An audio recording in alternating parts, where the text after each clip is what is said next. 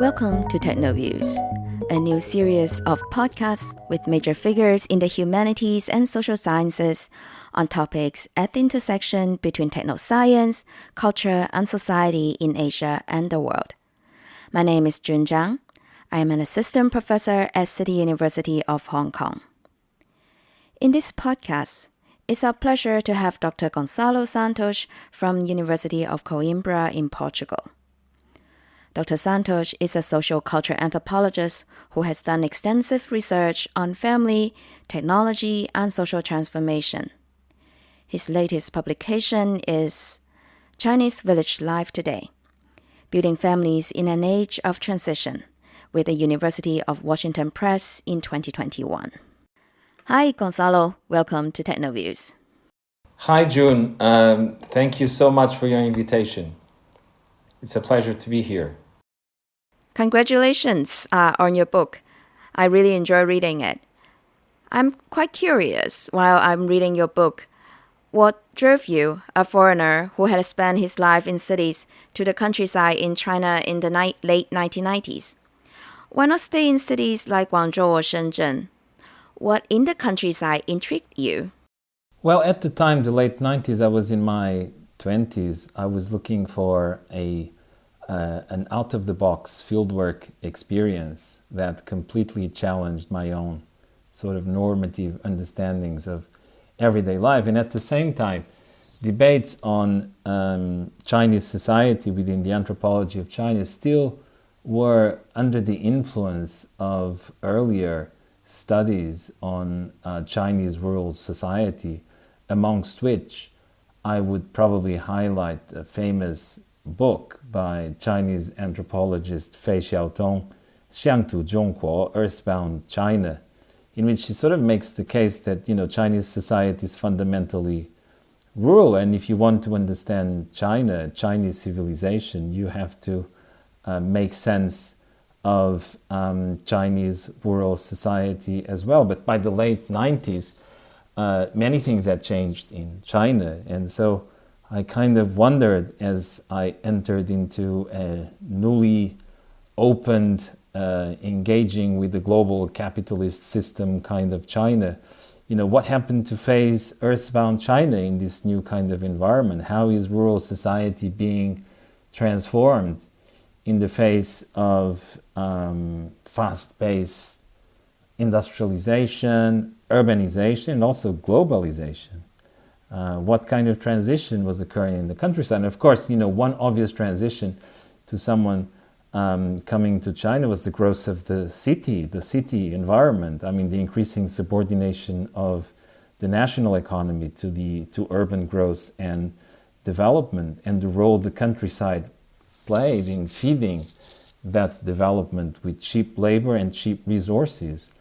By the turn of the millennium, China was becoming an urban-based society where the majority of the population was urban. The dominant institutions were also urban. The media were urban-based, so were the regional governments. And these governments, by the 90s, when I arrived in China, were starting to become the focal point of increasingly intrusive, technocratic forms of governance that were sort of meant to reform rural populations, eradicate backward customs, and turn peasants into sort of modern civilized subjects.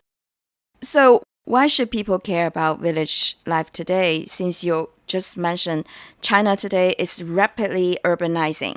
The rural populations is moving towards cities. So many aspects of rural life has been restructured, as you mentioned, by governments that is very much urban-based, urban-centered. What kind of insight can we gain by learning about lives in the countryside then? Well, I think that, rural China remains a significant part of Chinese society. We're talking about a population the size of the European Union. So I would say that the significance, first of all, is demographic. The significance of the countryside is also political and economic. I mean, the countryside plays a key role in the development of cities. So it's extremely important to understand what is happening to village life and how those transformations can actually affect the wider society, and that includes cities.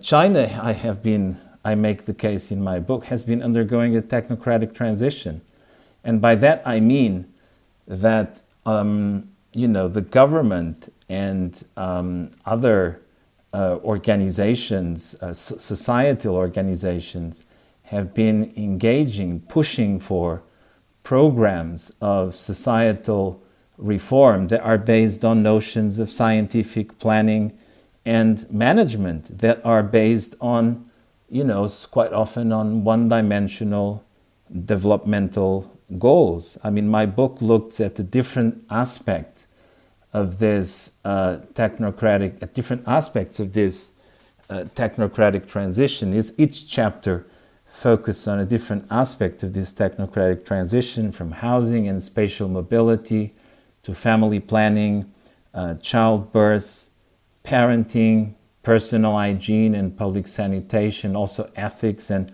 popular religion.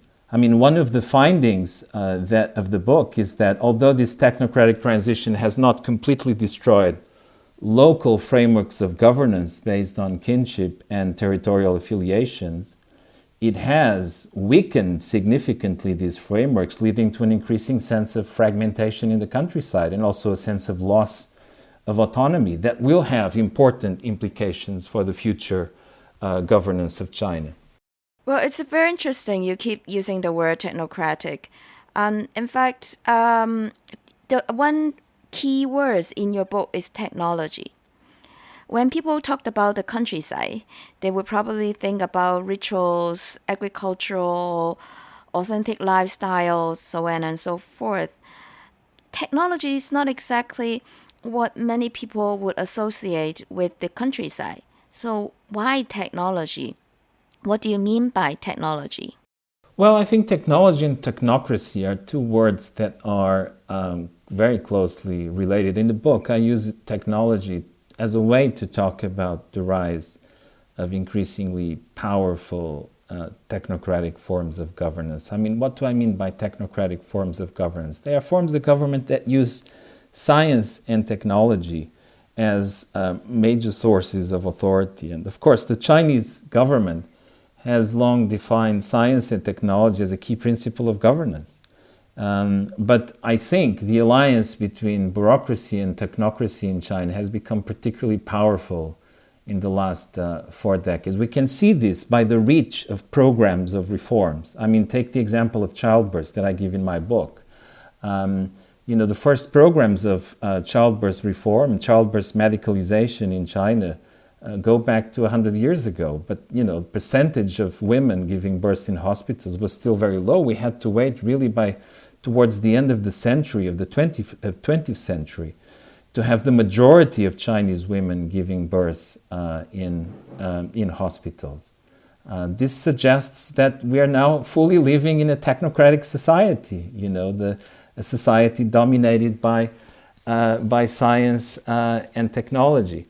My understanding of technology also I have to make a qualification here. I'm not talking just about machines and equipment.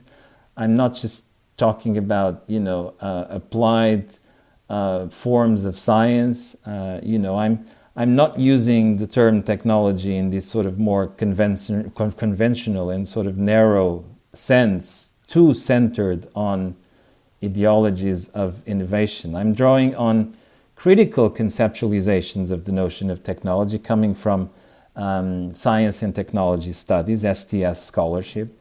So I use technology to refer to, to ways of doing things.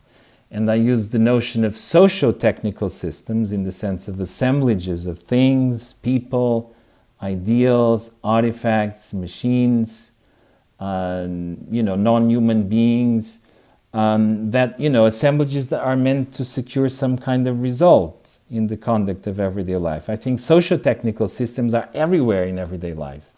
And if we want to understand changes in everyday life, we need to understand how changes in those socio-technical systems occur, and what happens, for example, when specialists and programs dictated by specialists becomes the guidelines for how people should conduct their business. My book is really about this, looking at this transformation from the perspective of ordinary citizens and communities. Fascinating. So it seems that you're using the terms technology to refer to ways of human making and life making. Your book is a product of 20 years of observations, formal interviews, casual chatting, gossiping, participant observation, living there, working in the fields, and moving around with your informants. The villages you have been documenting have been changing. What about you? How about your views about lives in the countryside or China in general? How do they change over the period? I think my views have changed dramatically, and I think these changes probably have to do with the fact that I have, my research is longitudinal, right, as you were saying, and so that means that I have been confronted with dramatic transformations or different realities of village life over time.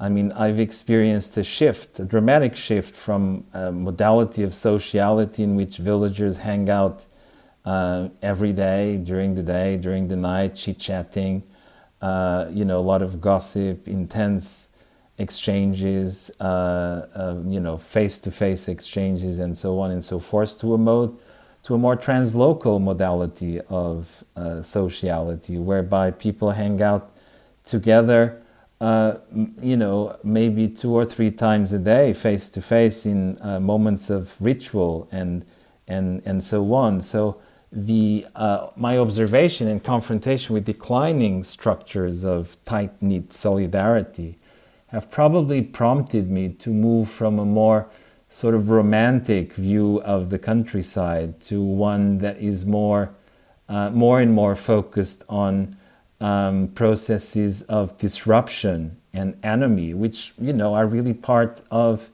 the times that we're living in, times of increasing social and also environmental uncertainties.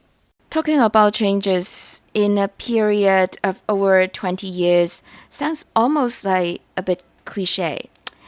What really intrigues me is what has not changed?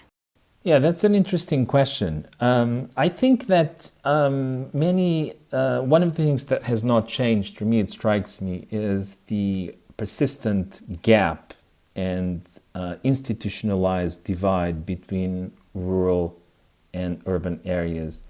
One of the things that left the deepest impression in me back in the late 90s, when I first arrived in the countryside, was a sense of incredulity on the part of villagers. When I told them that I was coming to the countryside, would like to live in their village and learn their ways of, their mode of life, and learn how to farm the fields, they could not just believe it. They thought that I was completely nuts, because in their minds, in their mindset, it was totally not conceivable that someone coming from urban areas wanted to learn anything from peasant populations. I think this gap that was very much alive and quite strong in the late 90s still persists today, despite an increasingly open society, an increasingly mobile society, where the structures of division, rural-urban division, are no longer operating by means of spatial confinement, but by means of social confinement. In those 20 years of fieldwork, there must be a lot of challenges. Can you tell us 1 or 2 episodes, 1 or 2 challenges that you have encountered during your fieldwork? Yeah, many challenges during the course of fieldwork. The very beginning, of course, the process of selecting the field site, getting permission to stay in the rural areas at the time in which it was it's a very new thing to have foreigners coming to China, visiting China. It was quite a dramatic experience, and I remember, for example, being detained for questioning in the market town of the place in which I was doing fieldwork, because police officers were obviously not very clear about my situation, what I was doing. They were worried not just about my security and my safety as a visitor, but also about the security of the local population. This, of course, led to a series of very interesting negotiations that I recorded in my field notes, but that were eventually overcome. And I had to then start building the complex process of building trust with villagers, which is always not easy for anthropologists. It's something that it's quite common in the course of fieldwork in tight-knit communities, that you have to earn people's trust, and that can take quite a long time. Well, 20 years fieldwork must allow you to accumulate a lot of materials. And among all the materials you did not include in the book, can you share with us ones that you would like to include in the book, but for various reasons could not?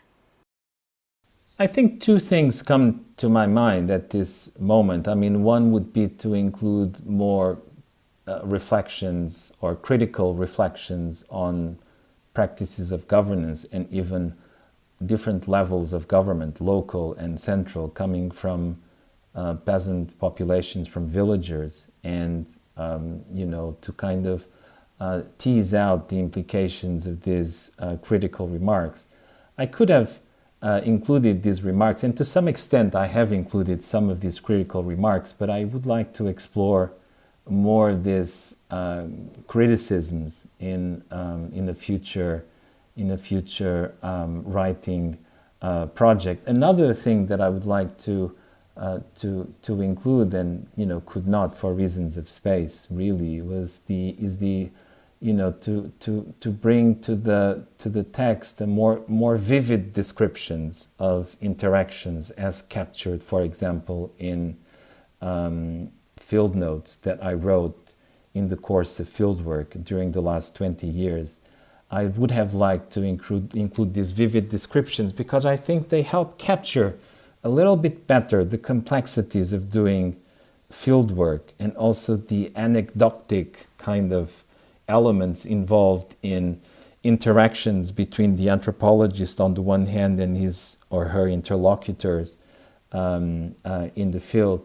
But it's something that I will probably develop also in the forthcoming book project based on my field notes.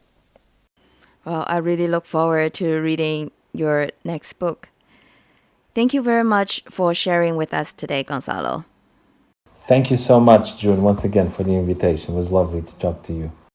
You are listening to Dr. Santos talking about his book, Chinese Village Life Today, Building Families in an Age of Transition, published by University of Washington Press in 2021. Thank you for joining us today. Hope to see you soon.